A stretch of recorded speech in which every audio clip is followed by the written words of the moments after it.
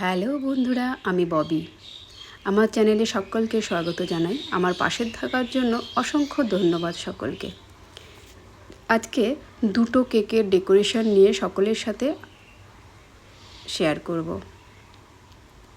তো আমার repeat customer আমাকে 3টে কেকের অর্ডার দিয়েছিল।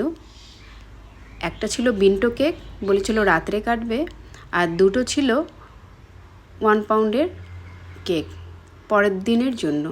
অর্থাৎ পরের দিন ছিল ওনার ছোট মেয়ে আর ভাইয়ের জন্মদিন।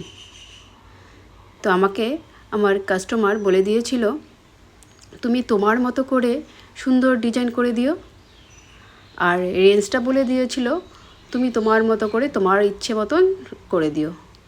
তো স্বাভাবিক, এভাবে কেউ বলে দিলে মাথার মধ্যে একটা টেনশন কাজ করে। টেনশনটা হচ্ছে আমি যে ডিজাইনটা দেবো আসলে ওনাদের পছন্দ হবে কি হবে না। আর রেঞ্জটা ঠিক বলে দেয় নাই, কতর মধ্যে বলছিল তুমি যা পারো করো। তো আমি ঠিক কনফিউজ ছিলাম কতর মধ্যে করব, কি করব। তো অনেক টেনশনে কাজটা করেছিলাম। তো এটি ছিল লুক, বাট ফাইনাল লুক না। এটাতে বলেছিল যে রেঞ্জটা অনেক কম হয়ে যাচ্ছে, তুমি আরও কিছু দিয়ে একটু বাড়িয়ে দাও। তো আমি শেষমেশ একটা টপার আরও দুটো টপার দিয়ে ডেকোরেশনটি সম্পূর্ণ করেছিলাম। আর এই যে কেকটা দেখছো, এটা হচ্ছে ওনার ছোট মেয়ের প্রথম জন্মদিন বলে কথা। তো আমি অনেক টেনশন মাথায় নিয়ে কাজ করেছিলাম, কারণ আমাকে কোনো ডিজাইন বলে দেওয়া হয় নাই আর রেঞ্জও বলে দেওয়া হয় নাই। তো সে মতে আমি কি করব না খুব ভাবনা চিন্তা করে করছিলাম। আর আরেকটা কথা বলে রাখি, এই দুটো কেকের ডেকোরেশন ডিজাইন আমার সম্পূর্ণ নিজস্ব, আমি কোথাও থেকে কপি করি নাই, আমার সম্পূর্ণ নিজের ক্রিয়েশন।